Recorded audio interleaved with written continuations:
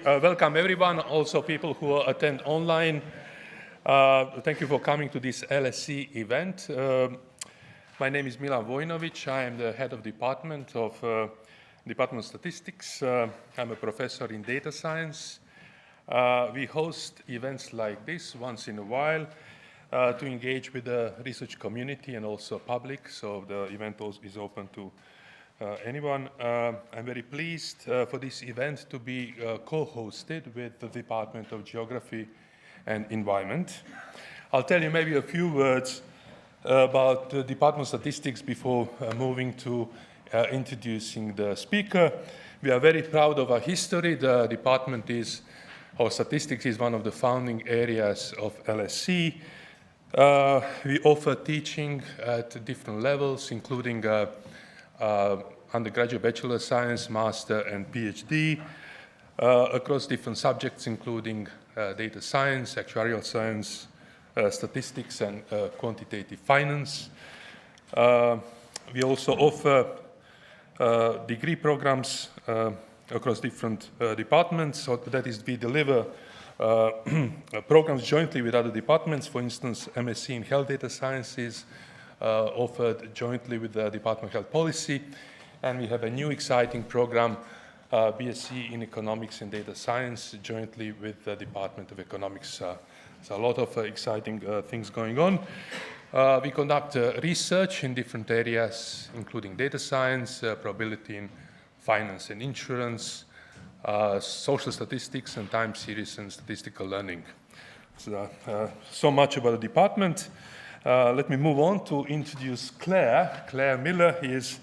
I'm the privilege to introduce Professor Claire Miller from the University of Glasgow, who will deliver a talk entitled Seeing the Unseen, Combining Data to Better Understand the Environment. This talk addresses the important topic of environmental statistics, and Claire is a world-leading figure in this area.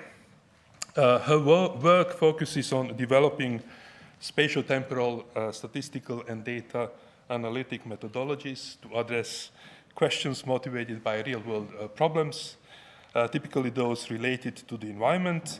She has been involved in a range of projects related to urban sustainability and several projects on water quality, monitoring, and modeling.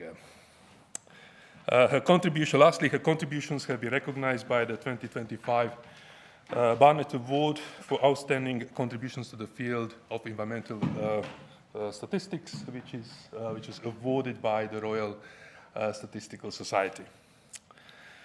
Following Claire's talk, we'll have Seti Roth, who is actually local from this building.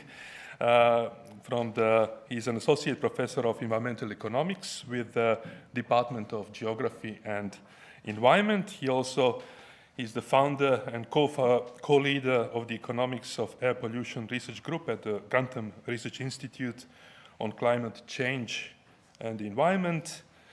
I hope this will lead to an engaging discussion as we bring together an expert in statistical methodologies with an expert in environmental economics. So it's an interesting mix.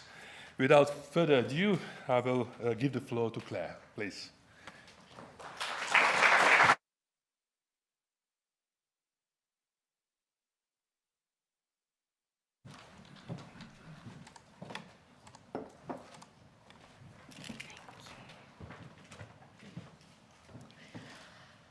Many thanks, Milan. I am delighted to be here this evening. Many thanks to the Department of Statistics, to the Global School of Sustainability, and to all the event organisers for making tonight possible. And of course, many thanks to Sefi for joining us later as well.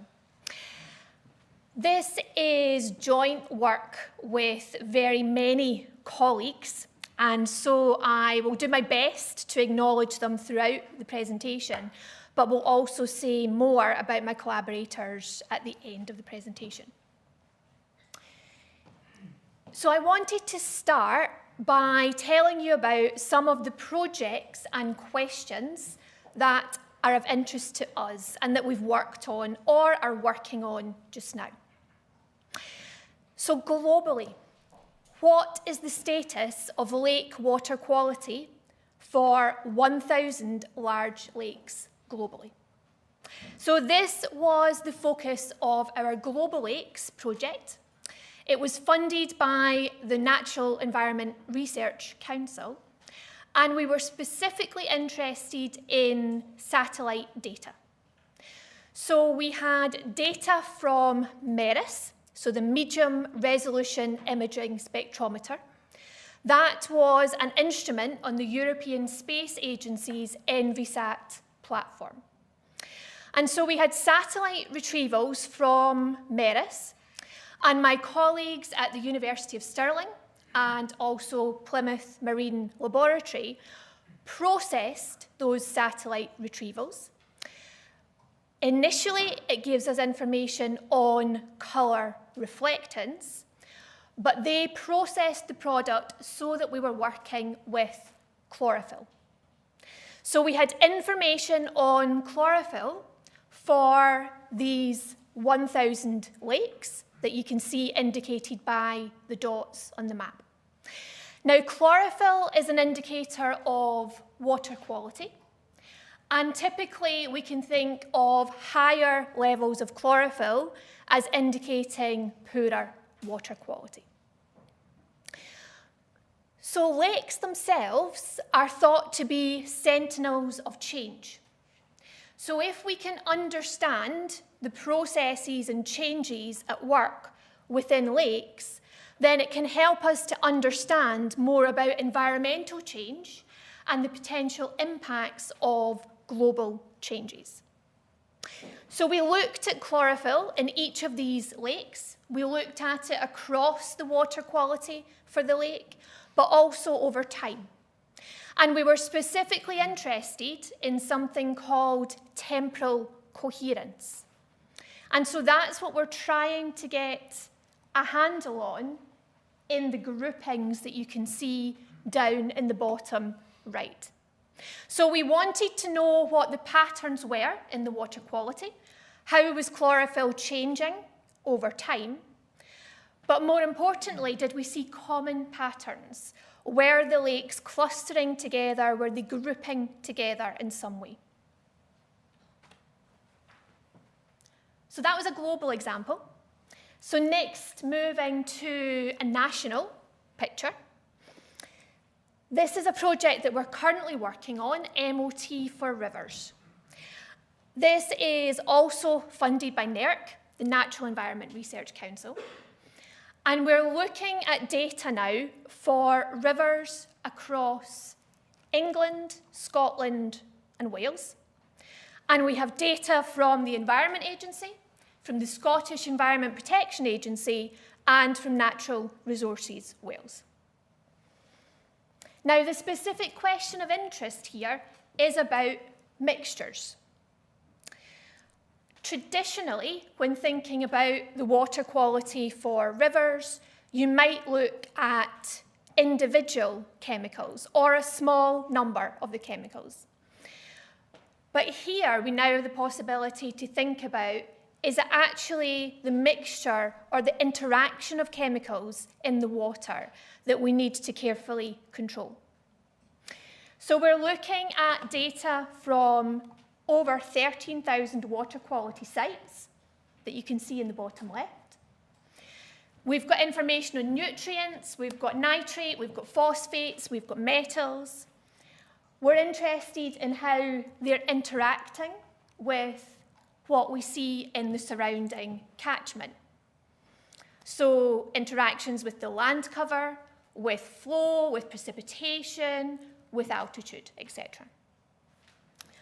And in terms of impact, it's all about the biology. So for a healthy ecosystem, we want to carefully manage any impacts on these biology metrics. And my third example for now takes us to a more local scale. So this is all about Glasgow. Glasgow is where I work. So I'm at the University of Glasgow, and we are working at the moment with Glasgow City Council on this project, Gallant, that I'll say more about later on. But here we're interested in the urban environment. So how is Glasgow's living space changing? What effect might interventions have on the future environment?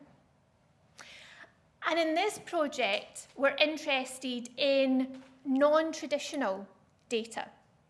So we might have more classical data sources, we might have official statistics, we might have deprivation indices, but equally we might have information from photos or from social media.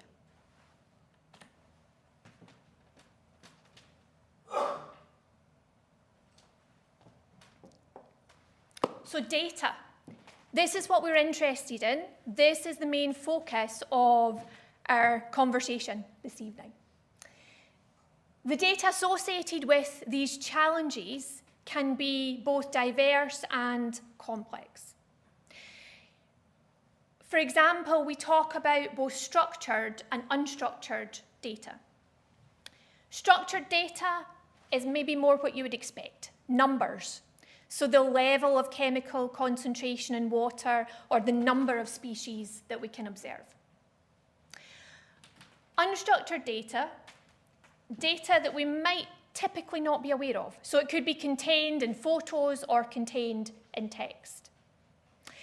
And so we're interested in a variety of different data sources. These data sources might be recorded at different points in time. They might be recorded at different geographic locations. Or they might be an average. They might be telling us about an area of the land, or they might be telling us about a monthly figure or an annual figure. And they could be available or collected in a variety of ways. So the data might be available for a particular design study, or it might just be automatically streaming. We all know that these days we're surrounded by data in everything that we do. So we're interested in how we can use multiple data sources in combination. And I've said potentially to provide additional information. And the reason I've said potentially there is because, of course, there's lots of different considerations when we use multiple data sources in terms of using them in an appropriate or a sensible way. And so our main interest is to think about how we can use statistical modelling or data analytics approaches to enable us to do that. And for us, it's typically all about a question. So the approach that we take or what we're interested in doing is very much driven by the important question that we're trying to answer. And in all of my work, that comes from the real world challenge. What's the environmental question? What might be the data associated with that? And therefore, what is an appropriate statistical approach? So I thought I would take a step back now and just think about environmental data in general. Where do environmental data come from? How do we collect it? Well, the different sources that we have are continually evolving and expanding. As with many things these days, it's very fast-paced in terms of the technology. If I take the water quality example, first of all, just to give some examples, we could have information from in situ. And so that's thinking about a classical approach where you might go to a river or a lake, take a manual sample, that's then taken to the lab, analysed, gives you information on the water quality, say.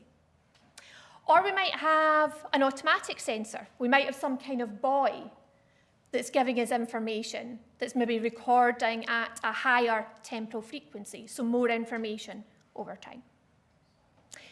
We could have remote sensing. There's various different technology there. It could be satellite, it could be drone, it could be aircraft imagery. So giving us that wider picture over the land, that wider geographic representation. And then, as we talked about a little earlier, now we have more non-traditional data sources. So we could have information from citizen science, people inputting information into apps on their phone, taking photos, social media posts or images, public opinion posts. It could be videos, or we might record audio. We could take, say, audio of biodiversity sounds for animals in the environment. But typically there's no one data source that provides us with a complete picture. Typically we don't have one data source that we think gives us all the information, it's as accurate as it can be. So if we can combine our data streams, then it can enable us to unlock insights about patterns, changes, or interactions, and hopefully give us a greater understanding of our environment.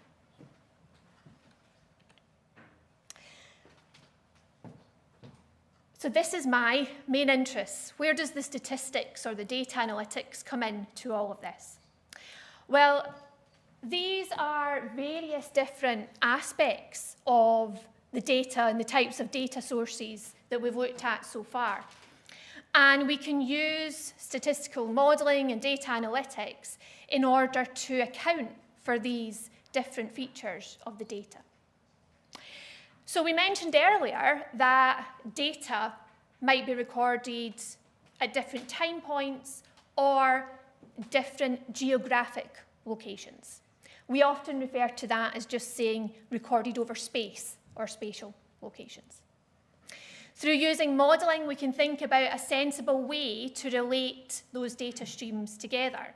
How can we combine the data streams that are giving us similar information, but they're not recorded at exactly the same point? We might have missing data over time and over space. So if we take the sensor example, a sensor can go offline in terms of Wi-Fi connectivity. It can get kicked by an animal. It can get blocked by leaves. Satellite, depending on the instrument that we're working with, we might have issues of cloud cover. We might have issues of land masking. It passes over at particular times or particular orbits. So we can take account of these different features. If we have data that are collected, say, over a river network that we've got here, we've got a lot of points on that river network. It looks like we've got a lot of information, but actually all of those points are connected by the network. So we need to take account of the fact that the data are connected.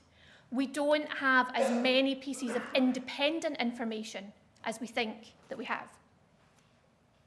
We've talked about data of different structure, structured or unstructured. And the way that that's arising might mean that our data are biased or they're not representative.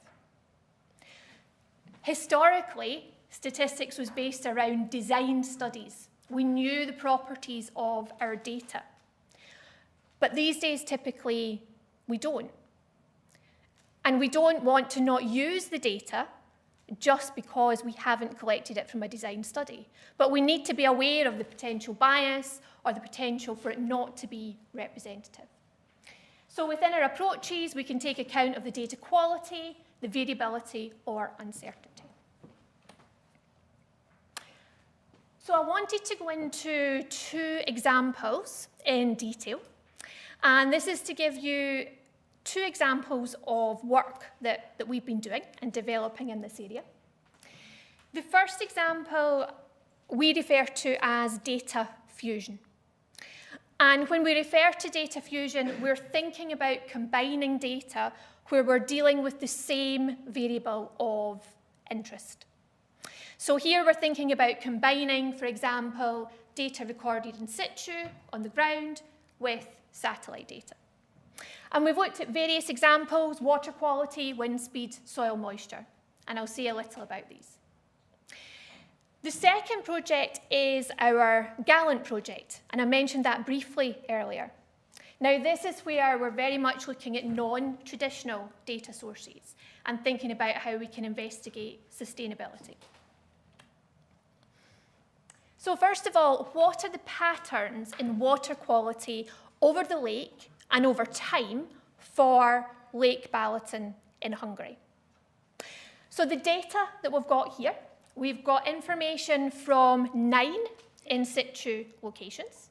And you can see those 9 locations spread throughout the lake. We've got information from just over 7,500 pixels in terms of satellite data. And these data were MERIS, so the same instrument that I talked about earlier. And for MERIS, it gives you a spatial resolution of 300 meters. So we have a 300 meter by 300 meter pixel, essentially, of information each time. We're thinking about chlorophyll, that indicator of water quality, so higher levels, typically poorer.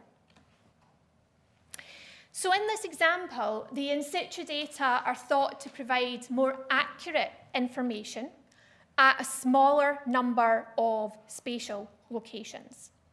And some of those locations as well have gaps over time. But we can see that from the satellite, we have the full colour picture across the lake, and we have information over time as well. But it's not thought to be as accurate as the in situ data. If we look at location 1 here, down the bottom, then we've got a pull out from location 1 over in the right time series plot here. So the black points are the in situ data, the manual recordings. The red is from the satellite, and this is a matched pixel location. So we can see the difference in the variability for the 2 sets of information. Spatially, you can see a difference in the colour. So stronger, darker red colours in the in situ in the middle there, for example, than we see in the satellite. So we're interested in how we can combine the in situ and the satellite data to provide a higher resolution prediction over the water quality for space and in time. And the way that we do that is to think about the data as a curve. So these 2 pictures, the bottom left, the top right, are the ones that you've already seen. And the bottom right, this is showing you the in situ data, so those points again from up the top here. But now we've put a curve through those points. And this is the way that we are going to combine the in situ and the satellite data in order to use our modelling to do our data fusion for these products. Now, an equations warning. Okay, I do have 3 slides of equations. If you are not an equations person, just ignore them. I thought the statisticians might like some detail. Okay? So, first slide of equations. What we're doing is we have a curve over time for our in situ point. We have a curve over time for our matched satellite pixel. So this is our curve over time for our in situ. This is our curve over time for our matched satellite pixel. We then fit a model to describe the relationship between those 2 curves. And that's what's going on here. And in that model, we allow that relationship to change as it moves over the surface of the lake. There's an additional feature that we need to build in, and that's the idea that the information across the lake is related to one another. So location 1 and location 2 are not independent. So we need to take account of the fact that we have a relationship through the water quality. So this is how we combine our in situ and our satellite data. And when we do that, we get a new set of predictions.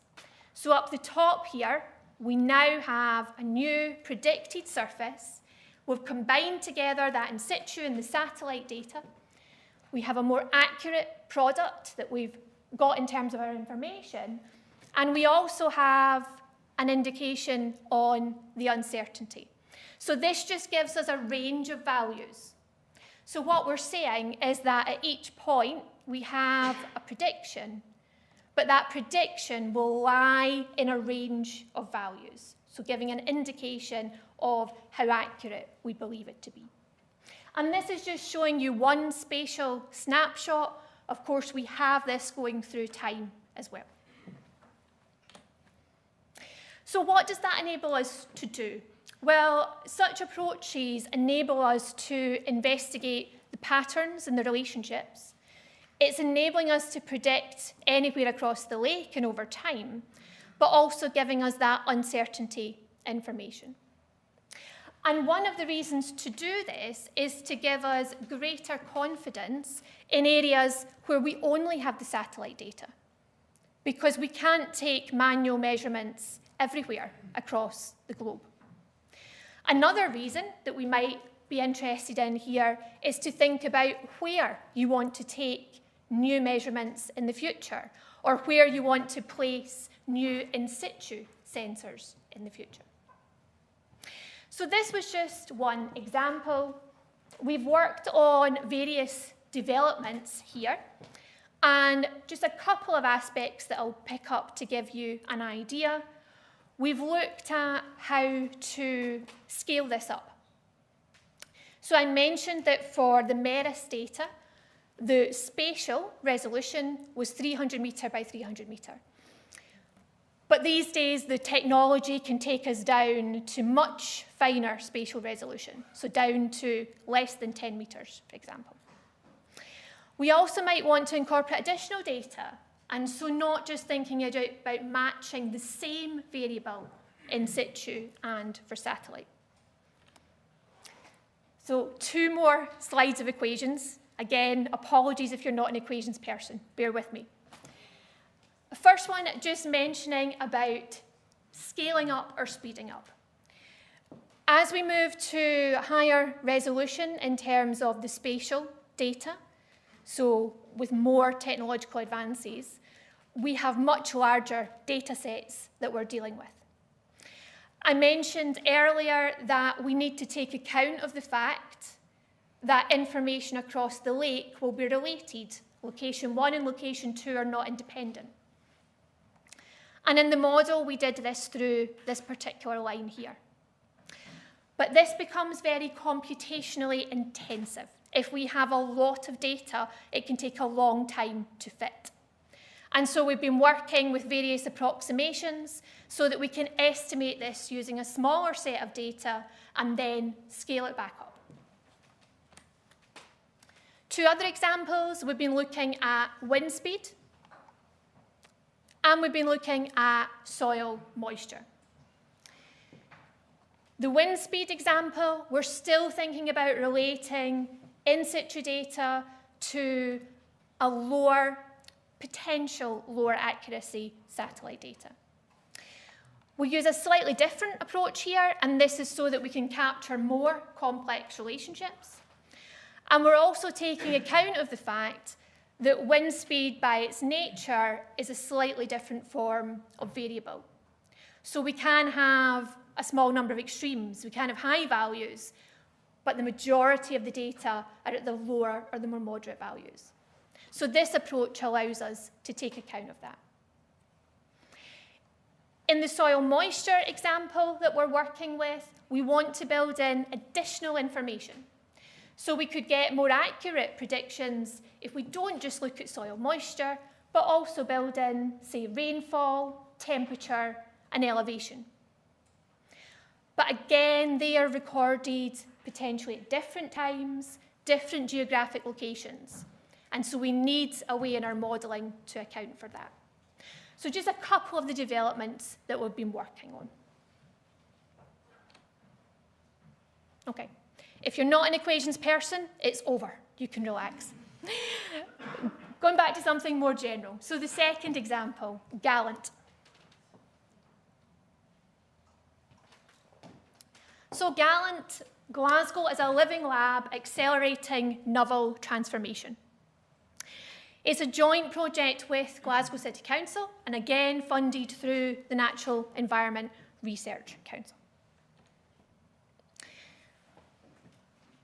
Main aim up the top there, to use cross-disciplinary expertise to drive systemic transformation. Economic development is responsibly considered through ecological and social lenses. What does that mean? Well, we're interested in Glasgow's living space, as I said before, how it's changing, what effect interventions might have. This is a very large project, and I'll go into more details in a minute. But one of the ideas and the frameworks that we're working with in the project is something called donut economics. And that's related to the ideas that we're thinking about a space that is ecologically safe and socially just. So the QR code here gives you a lot more information on what I'm going to refer to as the Glasgow donut. So the Glasgow donut has not been developed by me, but has been developed by other colleagues within the team, and particularly our systems transformation colleagues. And the Glasgow donut is thinking about these ideas of donut economics. So this is taking us towards a situation where we want everybody in society to be able to thrive, but we don't want to do anything in society that then overshoots our ecological boundaries, that has negative impacts on the environment. So the idea is that we want to be in the ring of the donut in order for that to happen, so that we can be ecologically safe and socially just. So this is a bit more detail on our Gallant project. Workstream 1, I've just referred to. So this systems transformation, they're getting us to work in this whole systems approach where we're combining together urban, environment, society, and very much motivated by these ideas of the donut. We have another workstream on community collaboration. So my community collaboration colleagues are going out within Glasgow, directly working with communities and citizens in Glasgow, involving them in the research, speaking to them about their perceptions of Glasgow, what they think needs to change, how we might put in interventions.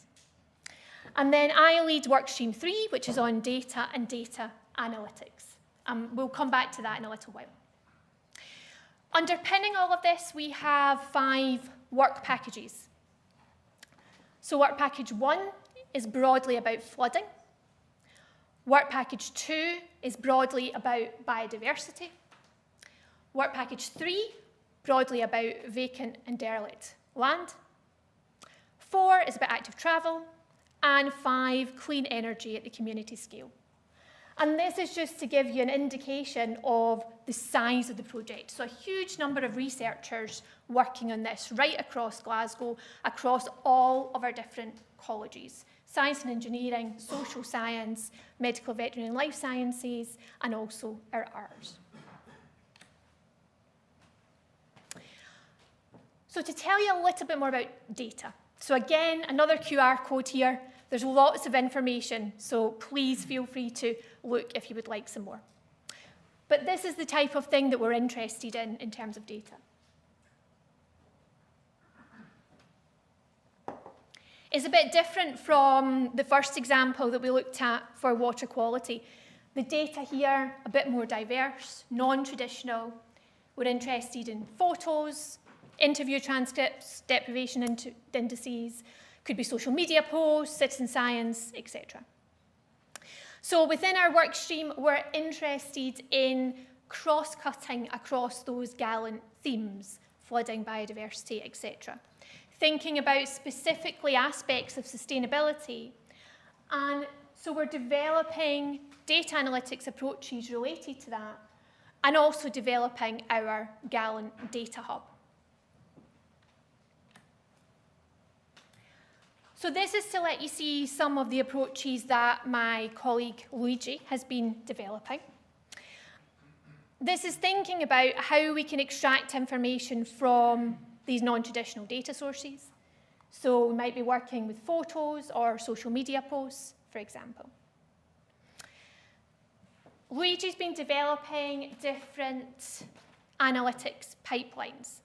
So how could we move, for example, from a photo to get a description of that photo, and then to think about what that description's telling us. Is it telling us something positive about the environment, something negative about the environment? Can we detect events? So just to give you one example of the type of thing we've been looking at, we've looked at the social media platform Flickr. So from Flickr, Luigi managed to, through the process of curating a large vocabulary related to Gallant, come up with 30,000 posts between 2019 and 2024. Not just for Glasgow, but for Glasgow and the kind of wider central Scotland area, as you'll see in a minute. Those Flickr posts are typically giving us photos. We've then used image captioning models to move from the image to a description, and then used ideas of sentiment analysis to think about what is that description telling us about these aspects of sustainability. And then the next stage is all about linking that potentially to other data sources, so data zones, deprivation indices, etc. Okay, so one example here. So this is all of the Flickr posts represented by a dot, 2019 to 2024.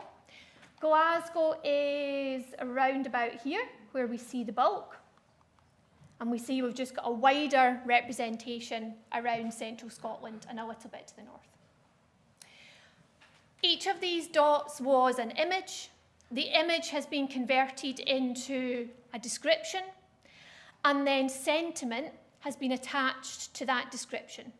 So the sentiment scale going from negative down the bottom to positive up the top. So the negative in the blues and the positive up to the red. So we can see one negative blue picked out there. So let's zoom in for a little bit more detail. So this is an example of the image that generated that blue dot, that negative sentiment. So in terms of the tags that were attached to the image, it was fallen, storm, and tree. When the image was processed into a description, we got a tree that has fallen down in a yard, and you can see the representation. Now, this image is AI generated. This is not the image from Flickr. And the reason that we've done that is because we want to be really careful and cautious about anonymity. Just because somebody has posted this on Flickr, they didn't necessarily want me to use it in this talk. So this is just to give you an indication of what the original image looked like. This shows you some of that data aggregated up. So the specific areas that you can see that are shaded, these are data zones. And the definition of a data zone is that it's approximately 500 to 1,000 people. Within these data zones, we've got the number of Flickr posts that we had. So this one here, for example, 151. This one here, 79. And these particular ones, when we've aggregated it up and looked at the number of posts, have picked out country parks that are around about the area of Glasgow. So for us, that's quite nice in terms of validation. It's not a surprise that if we're interested in biodiversity, we might have a lot of posts from people that are around about those parks. Now, this is really just a snapshot of the work. It's really just the start of the work. Because what we're interested in now is to how we link this to other data that we have. The QR code here takes you to CommuniMap. So CommuniMap is an app that's been developed by our community consultation colleagues in Workstream 2. People can go onto the app and they can post about their surroundings, they can post photos, they can post routes that they take as they walk through the city. So we're interested in how we might combine what we see in social media to information that we get from the app, to information that we get from smaller scale conversations. It's obviously very difficult to get a picture about citizens' views of sustainability. So we're looking at these variety of different data sources to see, do we get the same messages? Do we get different messages? What could be driving that? Of course, we know social media, Flickr, it's a self-selecting group that have decided to post these images. So we need to be careful about the use, but how does it link with our other information and how can we use that? The other thing that we're interested in is things like event detection. We saw in the picture earlier that we had detected the tree had fallen from the storm. We can see that if we could automate that type of process, it might really help in terms of planning, in terms of sorting out such issues, instead of having to go through a reporting system, etc., etc. So lots more that needs done here, but just the potential of things that we can think about that might feed in to future city plan. So with that, I'm going to start to wrap up.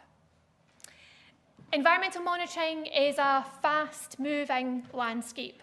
Rapid innovation in the potential data streams, a lot of information out there that potentially we can use to tell us about the environment. But there are challenges, there are considerations. We need to be careful in the use of the data. So we're interested in how we use statistical modelling, data analytics to combine the sources in an appropriate way, always thinking about answering particular questions of interest that are really driving it all. But hopefully we might uncover unseen information and give us that richer picture to help inform monitoring, planning and management. Just very quickly about our interests for the future. We want to extend this. So we've talked about combining data streams. We can also think about combining models, combining approaches. There's a lot of work these days in foundation models from AI for the environment. So using things like LLMs, ChatGPT, to look at environmental forecasting. But how can we combine that with the benefits that we can get from other modelling approaches as well? To finish up, I want to mention collaborators. I mentioned at the start that this is with many colleagues. I have done none of this work on my own, and a lot of the experts are in all of these teams. So environmental science at University of Stirling, environmental engineering at Edinburgh, geography at Dundee, environmental science at Lancaster, meteorology and remote sensing at Reading. James Hutton Institute, UK Centre for Ecology and Hydrology, Plymouth Marine Laboratory, the Environment Agency, Glasgow City Council. These are just the people that are involved in the work I presented today. I work with many other people beyond this. And I won't read out all the names, but a very large number of people involved directly at Glasgow in everything that I've presented today, both in terms of my own school in maths and stats, but also in the wider Gallant projects. And we're linking up very much with the Urban Big Data Centre. I want to acknowledge the Natural Environment Research Council. They have funded all of the work that I've talked about today in these 3 specific projects. And very important disclaimer in the blue, I very much apologise to anybody that I have missed. Everybody, I want to acknowledge everybody. And I'll finish with some references if anybody wants a little bit more of the detail. Thank you very much.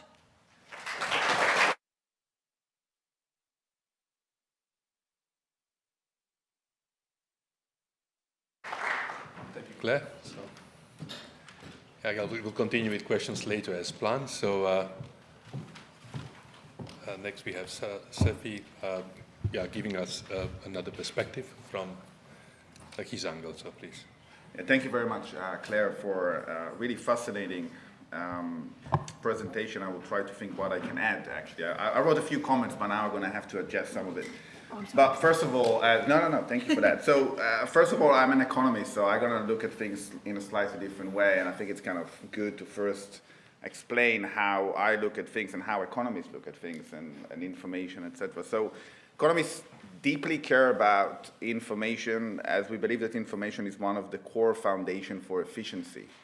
So without it, market will allocate resources inefficiently, policies are unlikely to be efficient, and individuals like all of us are going to make poor decisions. So we all care about it very much. In environmental economics specifically, I think that this is even more important because the environment is incredibly complex. So we really want to understand what's going on, and I don't think that it's likely that a single source of data will be able to portray the full picture. So this is why I'm really happy to be here today to discuss these issues. So the next few minutes, I'm not going to take too much of your time. That's okay. I also start the teaching today at 9 a.m. I see a few survivors here in the crowd. Thank you for coming. So I'm just going to think about, share with you some thoughts on how combining different data sets might help us to better understand the environment, the challenges that are involved. I'm going to look more from an economic perspective. Perhaps some of it is very similar to what you were saying, but I think I'm going to be able to add a few more points.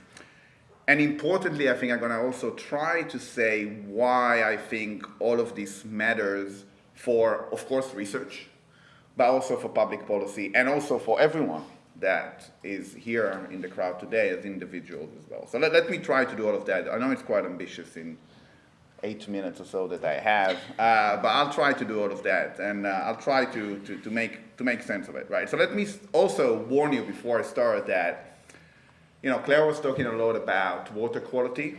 I'm the air pollution guy, so I'm going to give you lots of examples about air pollution because this is kind of the majority of my research is around air pollution as well, which is kind of clear for your introduction as well, I hope. All right, so let me start with the fact that Claire already mentioned that not all environmental data capture the same spatial and temporal dimensions, all right? So for example, I told you when we study air pollution, we can use different sources. Satellite data, for example, is fantastic in terms of the spatial cover that you get. Nowadays, it's really amazing. You can get data on air pollution pretty much anywhere around the world. Now, some of you might be, that's kind of obvious, but honestly, when I start working on air pollution, I couldn't even imagine a world where we can have data, really global data across everywhere that we want, which is really, really great. However, this is the big however. The spatial resolution in many cases is relatively coarse. So you mentioned some amazing data set that you have with water pollution, which I found incredible. We don't have that, to the best of my knowledge, with air pollution. So yes, it enables us to kind of, look at patterns of air pollution across countries, across cities as well. But if we really care about what happened within neighborhoods, for example, that's something that we are unlikely to be able to get from satellite data. So, and also if we even care about, variation within very, very small geography, for example, across the same road, it's unlikely something that we'll be able to pick up. And sometimes we have massive variation even within very, very small space. So you can try it one day if you're an LSE student, or even if you're not. You can go and try to measure the pollution on Kingsway, which is one side of this building, and then measure at the same time, if you have two monitors, the pollution on the other side of the building, which is much greener. And you can see that even in a very, very close proximity, you are very likely to get very, very different results because Kingsway is a very busy road, all right? And because of the structure of the city, wind corridors, everything around, and the decay function of pollution over space, of course, we're going to get different results. And sometimes we really care about that because my office is in one side of the building and not the other. I'm not going to tell you which side it is. So this is one thing about the kind of the spatial scale, and I'm an economist, but I'm in the geography department. I have to talk about that as well, and I'm going to come back to that later today. The other thing that I want to mention is the time dimension, which is really important, and Claire kind of already talked about that. But satellite data tend to provide us with information in a specific point in time. So it's going to give us a snapshot. For example, at 10:30 a.m. in the morning, what is the pollution specifically, and then it moves somewhere else because we need to cover the entire globe. But sometimes we really want to know about how things evolve over the course of the day, for example.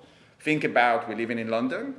I don't know if the pollution is going to be the same during rush hour, for example, especially if you're talking about pollution coming from road traffic, and during the nighttime, etc. Okay, or other parts of the day, or weekends versus not weekends. So it depends, the time dimension that we can get the information for is really, really important as well. Okay. In contrast to the satellite data that I just mentioned, we can also use monitoring stations that are spread. Actually, in London, we have a relatively good coverage of monitoring stations across space, and that's going to give us an incredible detailed information and also accurate information, I would say, in a great temporal dimension. We can get information every second, every hour, every day, or every whatever you want, really. But you can actually get, in many cases, information even every second. So that's something that is going to be great. So you can already see how these two things together can already help. And it's not just that satellite data give us the kind of the spatial dimension, and the monitor give us the temporal dimension. We kind of need both of them works together to get really better understanding of what's going on. Before I kind of talk more about spatial dimension in slightly different context, I just want to highlight that there are also many drawbacks for getting monitoring data. So Claire was already showing that with a beautiful picture of the lake, that you don't get it everywhere. So obviously there is a spatial issue there.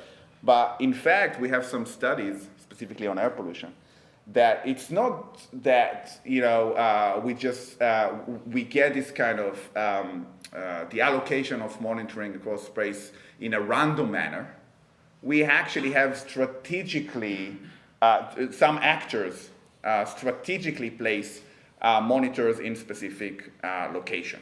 So we have a non-random allocation of monitoring across space, and that will create a lot of statistical problem because we're going to have a non-classical measurement error, as we want to think about. So that's something that we need to think about and need to be aware of that. So basically what I'm trying to say, and what's been shown in previous studies, is that in certain places, policymakers specifically put monitors away from hotspots in order to be compliant with regulation. And we have some evidence for that as well. Okay, so I already mentioned that we are likely to see significant variation of pollution even within relatively small geographical areas, like the example that I gave you with the two sides of this building. But as an environmental economist, or as an economist more broadly, I'm not only interested in where pollution occurs and the level of pollution concentration across space, I'm also, and potentially even more interested, how it affects people and the economy. Okay? And let me explain to you why I think about that and how I think about that with some example. Okay, so for air pollution, again, I'm going to give you an example for air pollution. What really matters is not it's not the concentration across space or how much emission we actually emit into the atmosphere. What really matters for our health, for our well-being, and we know that the air pollution affects health, but it also affects education, crime, labor productivity, even the housing market, you name it. Air pollution affected. What really matters is exposure, is how much we actually expose to pollution, how much pollution we inhale over the course of the day. And measuring exposure is extremely difficult, right? Because we talked about the spatial pattern of pollution, but we as humans also move across space, right? So sometimes we are at home, sometimes we are commute to work or to school, sometimes we are in a public lecture, right? And we need to kind of get an understanding of the pollution in each part, in each one of those locations, to really get a full picture of exposure. All right? So to get this understanding, we need lots of data, and we need to combine all of data. all of this data together, not just about, for example, indoor air pollution and outdoor air pollution, but also information about how we move as individuals across space. And let me kind of give you an example of what we used to do before and also why that might not be the right thing to do. So I think tradition, and by the way, if I'm running out of time, let me know, okay? Some of the students here know that it's something that happened quite frequently, so I just want to give you a warning. Traditionally, the way that we kind of think about the relationship between air pollution and human health, for example, how we study that, we take some data about ambient air pollution from monitors that are, as I mentioned before, placed in certain parts of the cities, for example, and link it mainly to the residential location of the individual and try to get, with some fancy statistical methods, to get something that it might arguably be semi-causal, something like that. I'm trying to be very careful here. I know where I am. So, this kind of approach really depends on an assumption, implicit assumption that we make that this information about pollution is good. This proxy that we get for exposure, that we use ambient pollution to proxy exposure, is good. So in a recent study here in London, we kind of looked at that, among other things that we were interested in. So we said, okay, let's see if, for example, what's the monitor tell us, ambient air pollution monitor, pollution outside, whether it predicts well what we see indoors. So what we did, we teamed up with Camden Council here in London, just around the corner. And we randomly approached residents of Camden to ask them to put a monitor, indoor air pollution monitor, in their house. Okay, so to get, as close as we can to a representative sample of the population in Camden, as much as we can. And then we collect data for 2 weeks before we intervene with something else, which I'm going to have time to tell you later. And we just collected some information about the indoor air pollution to see we don't know much about it. Is it bad? Is it good? I don't know, right? So we want to know some information. And also to test with other data set, with another data tell us what's the pollution outside, to see how good the data match with each other. And what we found, that actually ambient air pollution in London predict very badly the indoor environment, extremely badly. And then we combine it with some other data set to really understand behavior with survey data that we collected and some other data that I'm not going to discuss now. You can read the paper if you want. It's available online. What we found that the reason is that because there are many, many indoor sources, even in London. So we found it's smoking, it's cooking, and many, many other things that you might be interested in. So using this data, these two different data sources actually help us to understand that what we did before is not very helpful. Or it's good, but it's not that good. So this is kind of another thing that I wanted to mention here. So really combining these two data sets together really, really help us. Bring me to almost my last point. Why better information matters and how we can actually use that in order to improve things as well. Okay? The main point is kind of how I started my comment, is that better information can lead to better decision making. Okay, so that's true for policy making, but it's also true for individuals like ourselves. Okay, so let me kind of give you an explanation. What do I mean? Why it's better for policy making, and then I'm going to give you an example of how it can help individuals as well. So for policymakers, if we want to design an efficient environmental policy, we need really good data and accurate data on the marginal damages and the marginal abatement costs of pollution, of reducing pollution. Because if we don't have reliable data on that, and we get something that, and we get lots of uncertainty as well, then we risk setting the wrong tax level, and therefore we're going to end up in a policy that might be too weak or too costly. This is not something that we necessarily want. In fact, I would say that we definitely don't want that, okay? And we spend a lot of time here at LSE thinking about that and kind of try to avoid, trying to get the policy right in here. But again, it's not just for governments, because maybe some of you work in government, but I assume that most of you not. Individuals also need information, and accurate information to make better choices. And just to kind of show you how better information in this context can help, I want to go back to the study that I described before. By the way, I forgot to mention this is with a call for Professor Robert Metcalf at the University of Columbia University in New York as well. So, Rob, if you're watching me, I remember to give you the credit as well. So, in the same study in London, in Camden, when we put pollution monitors in people's houses, we also run an RCT, okay, randomized controlled trial, in which basically the RCT was very simple. What happened when we provide people with good information? With really good information in real time. That's it. So what we did, as I mentioned before, we put pollution monitors in people's houses. For the first 2 weeks, we just collected information, baseline, without any intervention. This is what enabled me to compare the outdoor and the indoor environment before we intervene with anything. Okay, this is really pure data. And then after 2 weeks, we had a treatment and a control group. Control group stayed the same. We just keep collecting information. But the treatment group, we enable a screen after 2 weeks on their monitor that now they can see in real time their pollution. And what we found was remarkable. We found that just providing the information, not telling them what to do, just providing them with this information reduced pollution exposure in their home, where they are, by more than 30%. And for households that suffer from a lot of pollution to begin with, it was much higher than that. This is on average. And this is during time that they're actually at home, not when they're at work or something like that. In fact, when they're at work, we don't see any effect, which is what we expect. So you can see how giving accurate information can really affect people's decisions and hopefully can lead to better health and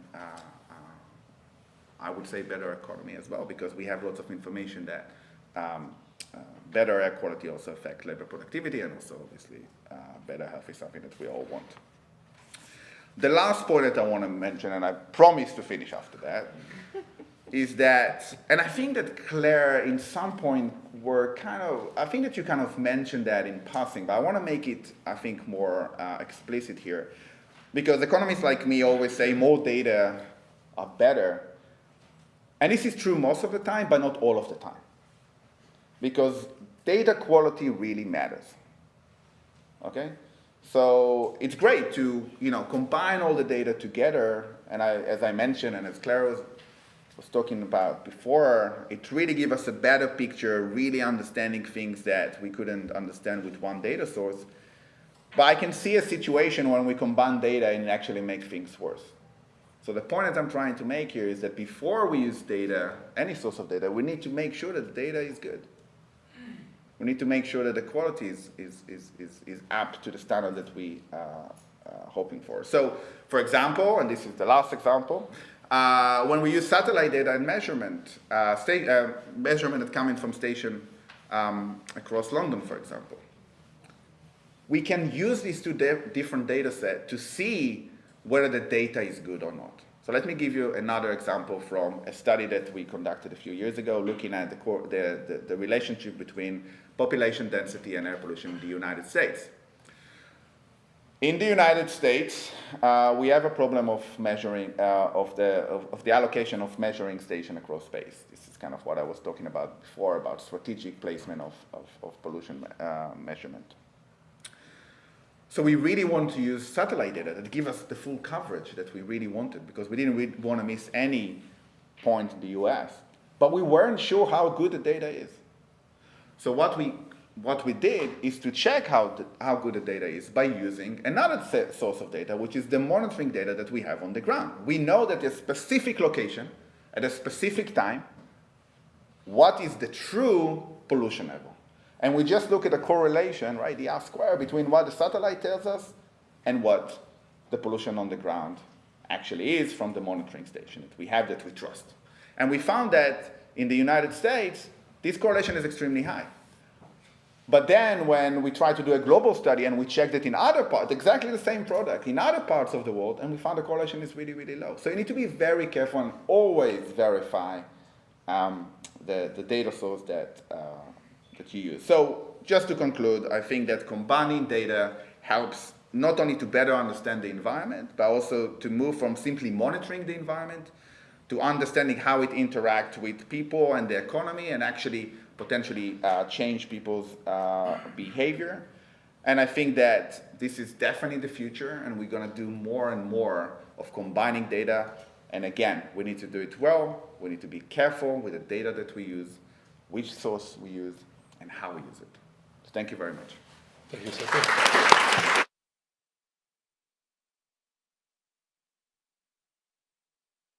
Thank you very much. So I guess the time now is for the Q&A session. So any questions from the audience? Anyone? There's one, just in the colored jumper.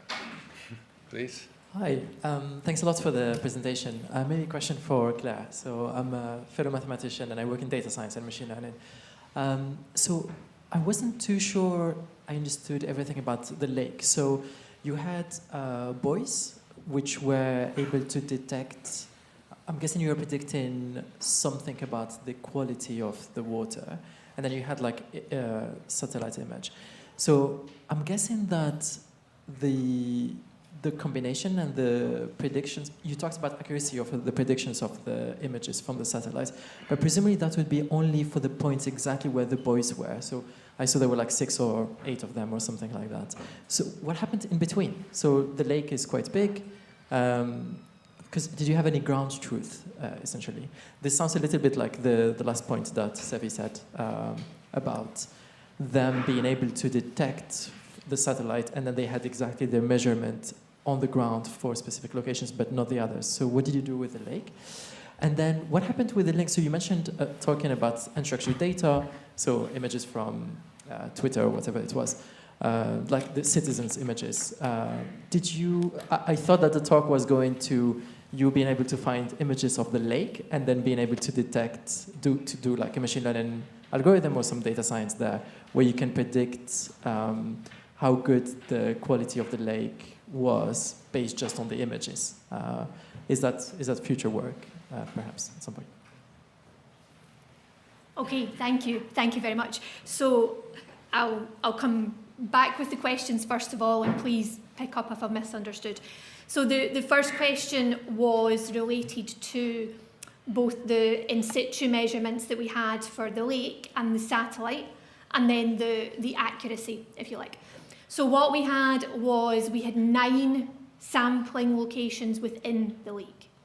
So these were locations where people went out and took manual water samples, and those samples then were analysed in a lab, and that gave us a measurement of chlorophyll as an indicator of water quality.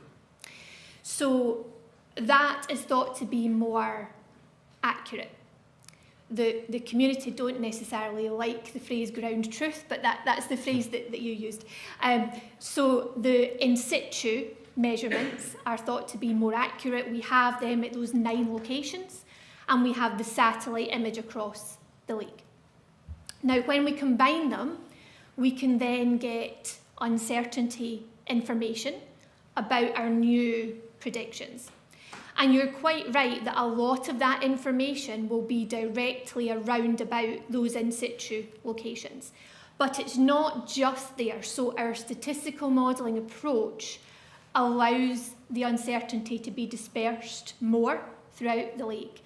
And so what you can see is that, yes, we are more accurate where we are around about our in situ locations, but that gradually disperses. So as you move much further away, then yes, you will be back to having less accuracy. So it's always going to depend on the amount of data that you have that's in the more accurate product. But the statistics allows us to take account of the fact that it's all connected within the water is mixing, and so that allows us to spread it out beyond just the direct locations. Did that answer your first question? Okay, thank you. So your second question was then about, have we used machine learning on the satellite images? Was that your second question? Or citizens' images, because you talked about citizenship images as well. Oh, okay. So we have looked at the moment in terms of the images from social media posts for Glasgow.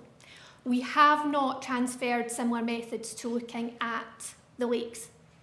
There's no reason that we couldn't. We could. We just haven't looked at it yet. Thank you. Oh, so many. Yeah, gentleman in the blue.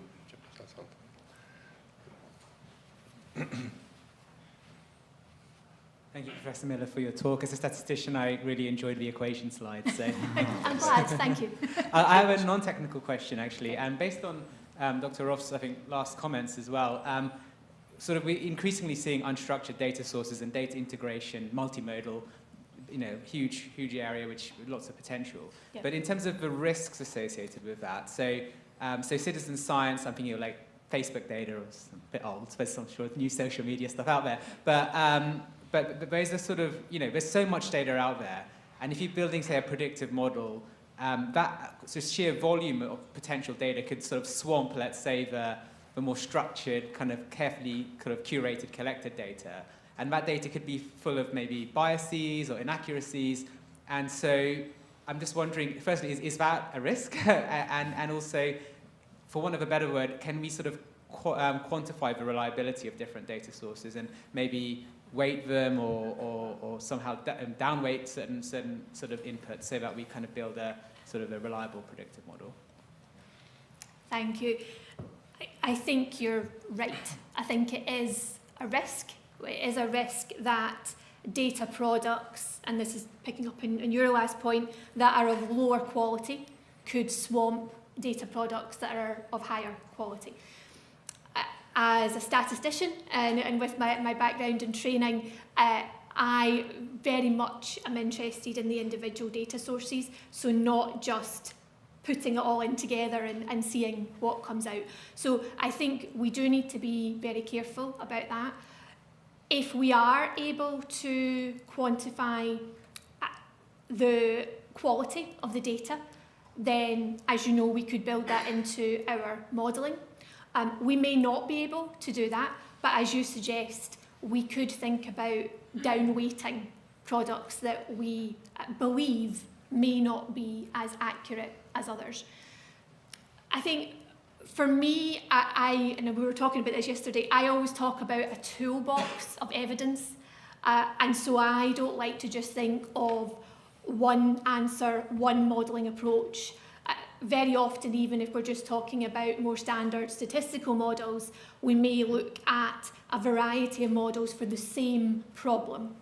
And for me, it's exactly the same. I want to have that toolbox of evidence. I want to think about what different data sets, what different approaches might tell me, so that I can have that trust in the answers that I'm providing. Because who knows where AI is going? I am not an AI expert. I wouldn't like to claim that it can't do even more phenomenal things in the future. I'm sure it will.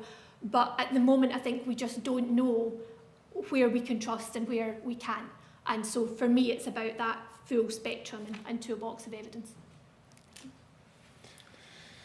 We have, I guess, one from the online audience, but let's maybe go first with the first row and then the other one. Good evening to you all. My name is Lung Wai. I'm a water engineer, so I feel pretty out of my depth here. It doesn't matter. I loved your presentation about water quality. When you're collecting all the information for your research, do you reach a moment where you tell yourself, okay, this is too much, I might have to stop collecting in order for my research to be as pertinent as possible? So if I understand the question, are you asking if we would stop collecting data so that we can get maybe an answer out more quickly? No, is that what you mean? Because at the end you mentioned that more data might not necessarily be a good thing all the time. Yep. Therefore quality might be better. And is there a moment, do you feel when doing your research that that there might be a point where you stop collecting data? Okay, sorry, I think I see what you mean. It's an excellent question. So if we think about automatic sensors, and it could be an automatic sensor in water, and some sensors might give us information, for example, every 15 minutes. But that might be for a process where we don't need information every 15 minutes. Actually, that's just giving us a huge amount of noise. I was interested in Seth's comments about air pollution, because a variable like air pollution might change at a higher temporal frequency than typically water quality. We could have a pollution event that would change the water quality, but typically water quality is probably more stable, and so we're probably interested in slightly longer temporal patterns and frequencies, whereas your air pollution, as you say, it could be changing depending where you are in the room, on the roads at any particular time. And so I think it very much depends on the question, the environmental variable that you're working with, and it may be that actually you don't need that high frequency data, you don't need that huge amount of information to answer the question that you're trying to get to. We're doing work these days and having conversations about all different types of sensors, about low-cost sensors, but also about when should a sensor provide information, because we could have issues with, of course, just the energy, the processing, the connectivity, and we might not need the sensor to give us the information if, for example, the water quality is good. If it keeps on going along as good, we might not need information every 15 minutes. So we might need to think about, can we actually develop approaches that triggers the sensor to send information at the point that we start to see a change or that we breach a threshold? Does that answer your question? Cool. Thank you. So let's take one from the online audience, please. Thank you. This is from Catherine Fode, freelance environmental advisor, coming from online. Question for Professor Miller. In my work, I am often frustrated by data being held by different organizations / ministries and not being shared. How are data sets chosen? And have there been any challenges with availability? Finally, interested to know if smell maps have also been considered. Oh, okay. Interesting. So the first part of the question about data accessibility and being able to get access to the data. As I mentioned at the end of my talk, I've been hugely privileged to work with a large number of people in various different organisations, agencies, and they very much help in terms of getting access. There are more and more data available open access these days, but I think we all know that that is not as easy as it sounds. It's not as open access as you may wish it to be, and the data that are available open access may not be at the raw data scale that you want to work with. They may be at an aggregated scale. So yes, there are still challenges, and there are still challenges over data sharing agreements, and it very much depends on the project that we've been working on and the type of information that we're trying to get access to. For the second part of the question, I don't know what the product was that was being referred to, unfortunately. So I can't answer that question. Apologies. Thank you. Oh, well, let's maybe take one from the back on the right-hand side. Hello, hi. I'm from the Department of Accounting. I'm a PhD candidate, and I have a question about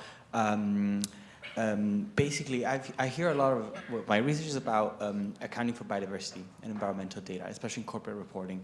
And I hear a lot of corporate organizations saying the problem is not really data on nature, but nature intelligence, so what to do with the data that we have. And basically, especially with climate, for example, we have greenhouse, GHG measures, right? But when it comes to nature, biodiversity, it's more complex, right? So my question to the panel is, how do you see the trade-off between reflecting and reporting this plurality of metrics that needs to be described and disclosed to disclose and describe nature accurately in terms of the geographies and the localities, and the need to produce some kind of standardized metric, some kind of measurement that can perhaps drive action, and also differentiating among companies that perform less or better in terms of environmental performance? That's a great question. Do you want to pick up on that, or do you want me to? Take it. I can pick on some of the stuff that, because there were, I felt that there were a few questions there, but I'll try. So I heard biodiversity, which I really like. So I'm going to try to answer that, because I'm the first, so I can choose. So I think that there is a colleague at the University of Chicago, his name is Eyal Frank, Professor Eyal Frank, and he does amazing work on biodiversity, and he gets, I don't know how, amazing data on biodiversity, so worth checking his work. But I agree that direct measure of biodiversity is something that is much harder to get. But what we can get, especially with satellite data, is something that is potentially related to biodiversity, which is about tree cover and forest cover. So that's something that many colleagues here at LSE work on and look at, and only because we have data from satellite data and we can learn more about that. It's not just it's not directly biodiversity, but it's obviously related to that, and this is kind of how they try to learn something about that. But yeah, I agree with this point about lack of sufficient data on biodiversity, and I think that many bodies right now trying to get more data. It just, the point, something that we haven't, I'm surprised that I haven't brought it up before actually, is about the cost of getting data, right? So, you know, someone in the online crowd said like, why it's not all free? By the way, I'm a big fan of providing as much information as we can for free and make it accessible to everyone. And actually in economics, if you publish in a good journal, you have to, if possible, have to submit all the data set and all the scripts for publication as well, for everyone to be able to replicate and to use the data as well. But the point is to get information sometimes is very, very expensive, specifically in areas that I think you have in mind. So we always, you know, trying to think about how we actually do that, and in a way that, one, you know, we get data in where we want, but also get good data, right? Because if we're going to cut on costs, we might going to get not as good data as you might want. So this is kind of a partial answer to your question. I'll let my other colleagues to answer the rest of it. I took the easy one. Would you mind repeating any part of the question that we've not covered? Yeah, Sorry. Yeah, I guess the main point of the question is this tension that I hear organizations that need to report on biodiversity are voicing, which is the fact that because biodiversity and nature are so local, and the metrics and the measurements and indicators that you need to collect are very geographically dependent, and also the pressure on to produce disclosures and reporting that somehow reduces that complexity, because the complexity is overwhelming, which reduces the useful information. Right, and so in a very, again, as it was mentioned, cost of information, useful information, materiality of information, it seems that ecological data and biodiversity data is very, despite being very rich, is not really useful because it's not really understandable because it's too complex. Hence, it reduces its usefulness and its materiality. Even though it's very rich, people don't understand it and can't comprehend it. So hence the push for reduction, complexity, standardization. Yet, if you standardize and reduce the complexity too much, it's useless. So, yeah, what do we do with this data? It's an excellent question. And to answer it, I'm going to plead that I'm a statistician and not an expert on biodiversity and ecology. And my colleagues would very much support that. So I understand exactly what you mean. I have to admit that when it comes to the different levels of family, genus, species, etc., I am no expert. And so I am used to, exactly as you're saying, working with the indices, the ASPT scores, for example, the way that the biodiversity has been accumulated in order to give us this higher level information. But exactly, as you make an excellent point, that is combining together a lot of information coming from lots and lots of different aspects for the particular genus, species, family, etc. So I'm sorry, I can't give you a more informed answer than that as a statistician, but I think you're making an excellent point.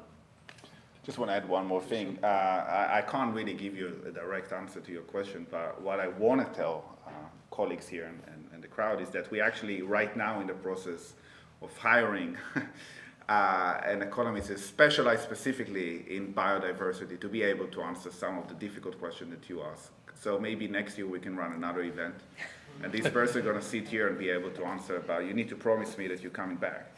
But yeah, so this is why we hire. We understand that this is kind of, where the field, we understand that this is very complex. Unfortunately, I don't have the right answer, so we want to hire someone that can deal with that. That's, we think, so part of the future. It's a very timely topic. So shall we maybe move to, let me just see. Maybe one on the right-hand side. Hi, thank you. So satellite data seems to be very foundational to the work that you're doing. And I was wondering what your expectation is, if there will be any impact from those drastic reductions that we expect to see in cost to orbit per kilogram on the work that you're doing. Will we see a dramatic increase in the amount of satellite data that will be available? And then also, if you assume this to be the case, how will this measure up to other improvements that we're seeing? For instance, those improvements in data analytics and machine learning and AI, how they improve the work that you're doing, and then other improvements like data availability via social media. Do you have any comments? Do you want to start? I can always talk. So I don't feel I can answer your first question. Do you have any comments on the first question? The first question is about the availability of more data, of more satellite data. That's what. So basically, I believe currently cost to orbit is like 1,200 kilograms, and it might go to about $1,200 per kilogram. It might go to $100 per kilogram, and that would obviously enable new use cases for satellites, because all of a sudden a private company could create a new satellite that otherwise wasn't available in any shape or form. So basically, sorry, I'm not sure if I fully understand your question, but if I understood it correctly, is that you say that the cost going down, therefore the availability of more data will be will increase over time. So I think that's potentially, as going back to my point before, that we like more data. The question again, the quality of the data, specifically when we talk about cost reduction as well, and sometimes, especially when we have private actors, which is great, and that I'm a big believer in markets, but sometimes we need to kind of, again, validate exactly the accuracy of the data. So that's kind of on your first point. Just related to your first point, and I'm no expert on satellite data, and my colleagues are, but there was a new satellite launched in July, MTG-S1, which is really interesting because in everything that I've looked at so far, we're working with 2D images, and this new satellite is going to give us slices through the atmosphere, so we'll actually get a 3D image through the atmosphere, which will be a new game changer, I think, as well. I don't know when we'll be able to work with that data. As I say, I'm not an expert on that, but I think it is really interesting in terms of future developments. Your second question was about the use of AI and the potential for AI in this space. This measures up relative to those improvements in AI, because you mentioned it a couple of times in your talk, they seem to be really relevant in changing the way you work. So, for me as a statistician, there's kind of different aspects to this. It's really about what question it is that we're trying to answer. AI is giving very promising results now, particularly for weather forecasting, and AI typically being used where we're searching for patterns in lots and lots of training data in order to give us predictions.